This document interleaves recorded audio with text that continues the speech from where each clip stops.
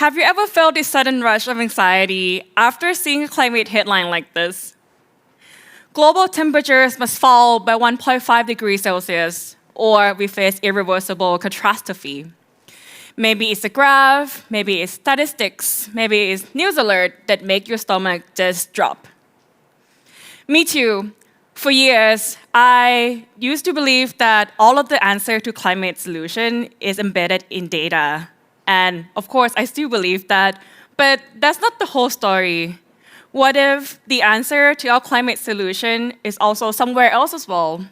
What if it's not just about what we know, but also who we choose to listen to?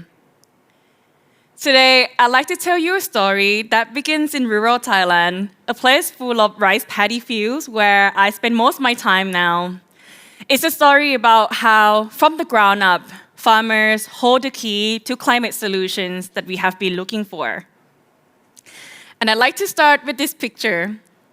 This is my grandmother and, of course, baby me. She is a person who named me Tangmo, which means watermelon in Thai. And as a little girl, I used to think that this is a really funny name, but now that I grew up and work with the soil every day, I realized that this name really rooted me in agriculture. My grandmother was also a rice farmer, but to her, farming is not something to be proud of. It was something to escape. She worked tirelessly just to survive and eventually pushed our family out of agriculture because to her, agriculture was too unstable to build a secure future for our family. Last year, my grandmother passed away, and hundreds of people came to her funeral in our hometown in Pritchett province, from neighbors to close relatives to our family.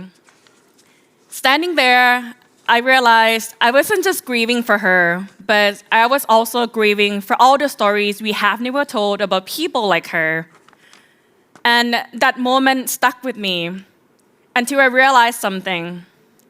My grandmother, like millions of smallholder farmers around the world, was never recognized for her role in the bigger story of climate. And I started to ask myself, why? Why is it that people who grow our food, live the closest to the land, and face the harshest impact of climate change so often are excluded from the conversation to create solution?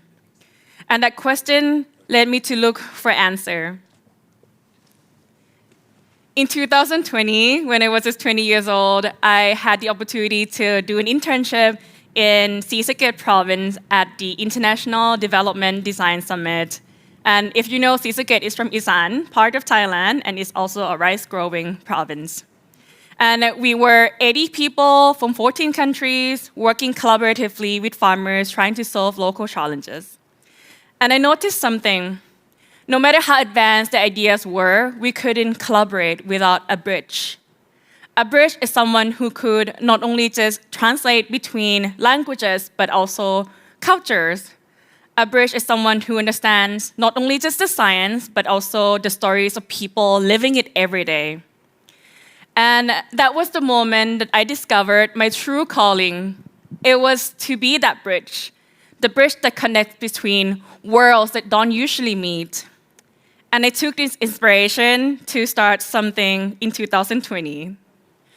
In 2020, if you remember, we were in the middle of COVID. Me and my friend Pearl, who is also here in this room today, started a social enterprise called Happy Grocers. And we wanted to connect rural farmers across Thailand to urban consumers in Bangkok. And this opportunity gave us the front row seat for both sides of the system. We got an opportunity to see farmers innovating every day, like Uncle Wit right here, who grows the most delicious organic coconut right from his forest farm. But these efforts rarely show up in spreadsheets that drive climate investment. At the same time, we got to have so many conversations with investors who are looking for regenerative agriculture initiatives to invest in, but the impacts they are looking for is just happening somewhere else. It's not that either side didn't care, but it's just that they were living in separate worlds with no bridge to translate between the field and the financial system. And this missing bridge is something that I set out to build. Over the last 6 years, I have traveled across Thailand and I have talked to hundreds and hundreds of farmers growing from rice, sugarcane, coconut, rubber, oil palm, just to name a few. And everywhere that I go to, I hear the exact same thing. Nature is our home. Without nature, we couldn't even be farmers. There's a myth that smallholder farmers don't care about the environment because the truth is they care more than anybody because our farmers are the people who live the impact of climate change every day and they have to feel every flood, every drought, and every failed harvest. But caring is not enough. To make climate solution work, it needs to make sense economically, practically, and emotionally. So this is something that I have learned from farmers that I have been collaborating with. Each of the farmers teaching me something different piece of the puzzle that I learned from. Take Uncle Toa right here, a durian and oil palm farmer from Chumpon, who was one of the first person that remind me that if we really want to make change, we need to prove not just in theory, but in the field. He once told me, if you really want farmers to adopt something new, you need to show that it really works in the farm. So he opened up his farm for me and my team to go in and basically do a bunch of experiments with him. And through him, I learned that real, visible proof is more persuasive to farmers than any presentation. Take Uncle Somkwan, who is the rice farmer in Lamluka, Pathum Thani, which is just 1 hour north of Bangkok. He has been with us since the very first day of Happy Grocers, and he once told us, the whole food system was never designed with the farmers in the room. That's the reason why prices never really reflect the hard work that we do. And that's also the reason why oftentimes climate programs often add more burden than removing them. But instead of walking away, he leaned in. He trusted us enough to gather the entire rice farmer community in Lamluka to join us for an experiment from data collection to piloting to farmer co-creation workshops. He has been with us through every step. And from this experience, I learned that system fails when farmers are not in the room, but it thrives when farmers co-lead it. And also, Piwi from southern part of Thailand, she's a farmer and also one of our research assistants. She leads data collection across multiple plots, making sure that the data is consistent and also aligned with each other. And through her, I learned that scientific rigor doesn't just only come from academic training, but it also comes from experience, discipline, and also deep familiarity with the land itself. And lastly, Mae Panni, who is an organic rice farmer from Roi Et, which is Isan of Thailand. She has this wisdom of an older generation, but the curiosity of a teenager. She still collects data with pens and paper, with this sparkle in her eyes, proud to contribute to something new. Mae Panni told me that most of everybody in her village is still using chemical, but if we can prove that Biochar works in her farm, it would be really easy to spread because everybody already trusts her. And through her, I learned that trust travels faster than any technology, especially trust between farmers to farmers, farmers to consumers, and farmers to investors are what truly scale change. Through every farmer that I work with, I learned something that I would never be able to find in any scientific models.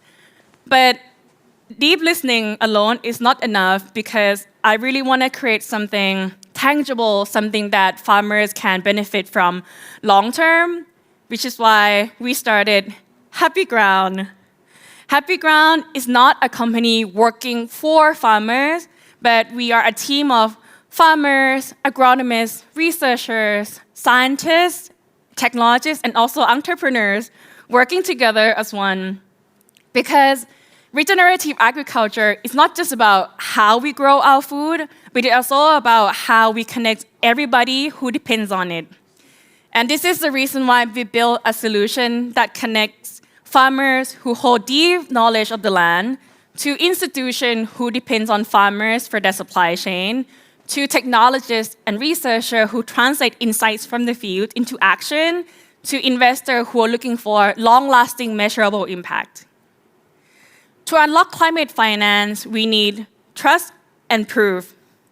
Proof that carbon is stored or removed, proof that farmers reduce the reliance on synthetic chemical fertilizers, and also proof that productivity is also increased.